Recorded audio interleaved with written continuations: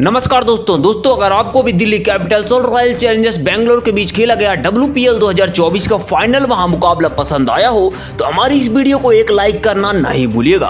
दोस्तों WPL यानी कि वुमेन्स प्रीमियर लीग 2024 के फाइनल के अंतर्गत सबसे बड़ा महामुकाबला और रोमांचक महामुकाबले में फिर से एक बार क्रिकेट इतिहास की दो सबसे बड़ी टीमें एक दूसरे से भिड़ी। इस बार मैगलेलन के कप्तानी वाली दिल्ली कैपिटल्स के सामने स्मृति मंदाना की रॉयल चैलेंजर्स बेंगलोर की टीम सामने खड़ी हुई थी।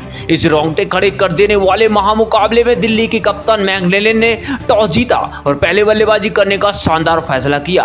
इस महामुकाबले में बेंगलुरु की टीम को पहले गेंदबाजी करने के लिए आमंत्रित किया गया।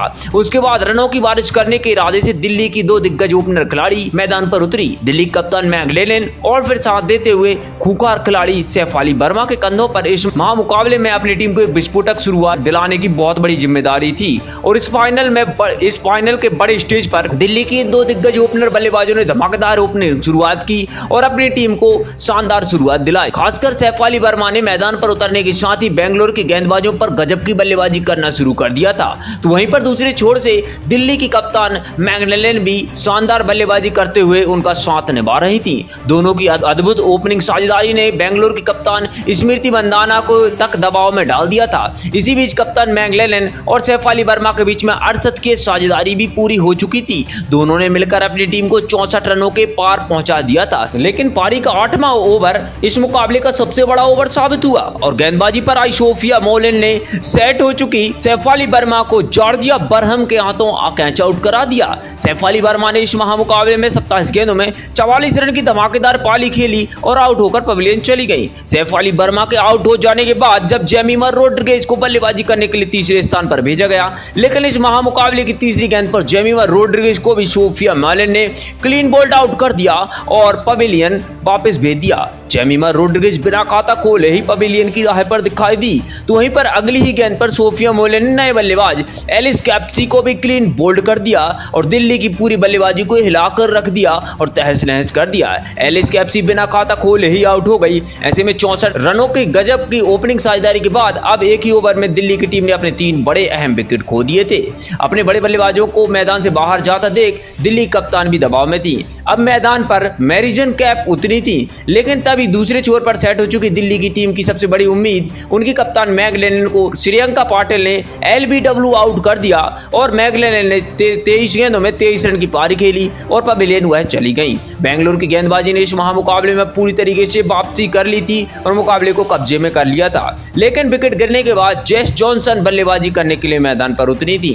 रन आने लगभग बंद ही हो चुके थे और इसी ने दिल्ली की बल्लेबाजी पर दबाव बढ़ा दिया था। और तभी गेंदबाजी पर बुलाई गई आशा शोभना ने मैरिजन कैप को सोफिया डिवाइन के हाथों कैच आउट करा दिया और मैरिजन कैप 16 गेंदों में 8 रन बनाकर पवेलियन चली गई थी। अब दिल्ली की आधी टीम आउट होकर पवेलियन वापस लौट चुकी थी। इस फाइनल के बड़े महामुकाबले में दिल्ली की बल्लेबाजी से इस तरीके की उम्मीद किसी ने नहीं की थी और मैदान पर राधा यादव को बल्लेबाजी करने के लिए अब आ चुकी थी। लेकिन दूसरी ओर पर बल्लेबाजी कर रही जेस जॉनसन को आशा शोभना ने अपनी इस ओवर में स्मृति मंदाना के हाथों कैच आउट करा दिया। जेस जॉनसन 11 गेंदों में सिर्फ 3 रन बनाकर पवेलियन चली गई।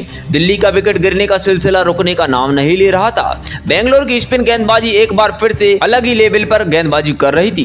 पूरा स्टेडियम बेंगलुरु के इस प्रदर्शन पर आश्चर्यचकित रह गया था। अब बल्लेबाजी करने के लिए मिन्नू मणि मैदान पर उतरी थी, लेकिन तभी उन्हें श्रेयंका पाटिल ने LBW आउट कर दिया और मिन्नू मणि सिर्फ 3 गेंद में 5 रन बनाकर पवेलियन चली गई। और विकेट जिस गति से गिर रहे थे वह देखकर लग रहा था कि फाइनल के इस महामुकाबले में दिल्ली की टीम 100 रन भी नहीं बना पाएगी। लेकिन अब विकेट गिरने के बाद अरुंधति रेड्डी बल्लेबाजी करने के लिए मैदान पर उतरी और यहां से राधा यादव ने दिल्ली के स्कोरबोर्ड को आगे बढ़ाने का जिम्मा उठाया।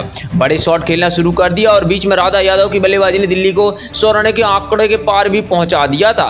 लेकिन तभी सेट राधा यादव को भी सोफिया मोलिन ने रन आउट कर दिया। राधा यादव 9 गेंदों में 12 रन बनाकर पवेलियन चली गई। दिल्ली की टीम अपने 8 विकेट खो चुकी थी। बेंगलुरु की अब इस गेंदबाजी ने सभी का दिल जीत लिया था।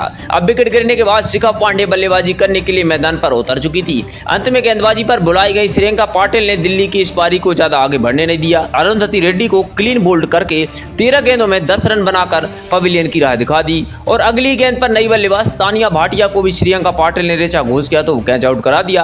रिव्यू लिया गया, चेक किया गया, वह गेंद वाइड नहीं थी और इसी के साथ फाइनल महामुकाबले में दिल्ली की टीम ने 113 रनों का लक्ष्य बेंगलुरु टीम के सामने रखा था। अब दिल्ली से मिले 114 रनों के लक्ष्य का पीछा करने के लिए इस फाइनल महामुकाबले में बेंगलोर की तरफ से दो दिग्गज ओपनर खिलाड़ी बेंगलोर की कप्तान स्मृति मंधाना और सोफिया डिवाइन के कंधों पर महामुकाबले में अपनी टीम को शानदार और विस्फोटक शुरुआत दिलाने की जिम्मेदारी बढ़ चुकी थी और ऐसा ही उन्होंने करके दिखाया। बेंगलोर की इन दो ओपनर बल्लेबाजों ने सोफिया डिवाइन और कप्तान स्मृति मंधाना की इस जोड़ी ने मैदान पर उतरने के साथ ही दिल्ली के गेंदबाजों पर दबाव बनाए रखा और विस्फोटक अंदाज में बल्लेबाजी करते हुए बेंगलोर की टीम को लाजवाब ओपनिंग दिलाई और खास करके सोफिया डिवाइन के बल्ले से बड़े शॉट देखने को मिल रहे थे। गेंदबाजी पर आई राधा यादव के एक ही ओवर में सोफिया डिवाइन ने 3 बैक टू बैक चौके लगा दिए, एक शानदार छक्का भी लगा दिया था, जिस वजह से दिल्ली की टीम और कप्तान मैग लेलन पूरी तरीके से बैकफुट पर नजर आ रही थी। वहीं पर दूसरे छोर पर कप्तान स्मृति मंधाना एक धीमी मगर महत्वपूर्ण पारी इस महामुकाबले में खेल रही थी। इन दोनों के बीच में 49 रनों की शानदार साझेदारी हो चुकी थी, लेकिन तभी गेंदबाजी पर आई शिखा पांडे ने सेट हो चुकी सोफिया डिवाइन को एलबीडब्ल्यू आउट कर दिया। सोफिया ने 27 गेंदों में 32 रन बनाकर अपना विकेट गंवाया। सोफिया डिवाइन के आउट हो जाने के बाद बेंगलोर की टीम की तरफ से एक बेहतरीन फॉर्म में चल रही एलिस पेरी को मैदान पर उतारा गया। यहां से सेट हो चुकी कप्तान स्मृति मंधाना और एलिस पेरी ने बेंगलोर की पारी को आगे बढ़ाया और एक बार फिर महत्वपूर्ण साझेदारी बनाना शुरू कर दिया। बेंगलोर की बल्लेबाजी बिना कोई जोखिम उठाए इस लक्ष्य को पाने के लिए आगे बढ़ रही थी। अब दिल्ली की गेंदबाजी को कुछ ना कुछ करके इस साझेदारी को तोड़ना जरूरी था। कप्तान स्मृति मंधाना पूरी तरीके से मैदान पर सेट हो चुकी थी, तो वहीं पर दूसरे छोर पर बेहतरीन फॉर्म में चल रही एलिस पेरी भी अब दिल्ली की गेंदबाजी पर बड़े शॉट खेल रही थी। कप्तान स्मृति मंधाना और एलिस पेरी ने मिलकर अपनी शानदार टीम को 82 रनों तक पहुंचा दिया था, लेकिन तभी गेंदबाजी करने आए मिल्लू मणि ने सेट हो चुकी कप्तान स्मृति मंधाना को अरुणदत्ती रेड्डी के हाथों कैच आउट करा दिया और कप्तान मंधाना ने आज 39 गेंदों में 31 रन बनाए और वह आउट हो चुकी थी, मगर अपनी टीम को जीत के बिल्कुल नजदीक ले गई थी। कप्तान मंधाना ने अपना काम बखूबी पूरा भी करके दिखा दिया था। अब बेंगलोर की टीम अपने फाइनल में जीत के सपने से कुछ ही रन दूर रह गई थी। विकेट गिरने के बाद ऋचा घोष बल्लेबाजी करने के लिए मैदान पर उतरी और आखिरी 18 गेंद में सिर्फ 19 रनों की आवश्यकता आन पड़ी थी, लेकिन एलिस पेरी और ऋचा घोष अब एक ही अलग रंग में दिखाई दे रही थी। पहली बार रॉयल चैलेंज बेंगलोर ट्रॉफी उठाने का सपना पूरा होता हुआ देख रही थी। अब बेंगलोर को आखिरी ओवर में जीत के लिए सिर्फ 5 रन चाहिए थे और इस आखिरी ओवर की तीसरी गेंद पर बल्लेबाजी कर रही ऋचा घोष ने एक शानदार चौका लगाकर पूरे क्रिकेट जगत को हिला दिया। इसी के साथ रॉयल चैलेंजर्स बेंगलोर ने 8 विकेट से इस महामुकाबले को जीत लिया और पहली बार रॉयल चैलेंजर्स बेंगलोर टीम इस फाइनल महामुकाबले में जीत हासिल करते हुए इतिहास रचते हुए नजर आई। पिछले 17 साल के आईपीएल और डब्ल्यूपीएल के इतिहास में पहली बार बेंगलोर ने इस टूर्नामेंट का कप अपने नाम किया है। स्मृति मंधाना की शानदार टीम ने पूरे जी जान लगाकर इस ट्रॉफी को अपने नाम लिखवाया, लेकिन खास करके एलिस पेरी की बल्लेबाजी ने इस महामुकाबले में रॉयल चैलेंजर्स बेंगलोर की टीम को चैंपियन बनाने में सबसे अहम भूमिका निभाई। पूरे टूर्नामेंट में एलिस पेरी ने अपनी गेंदबाजी के साथ साथ बल्लेबाजी से भी आश्चर्यचकित करके सबको रख दिया।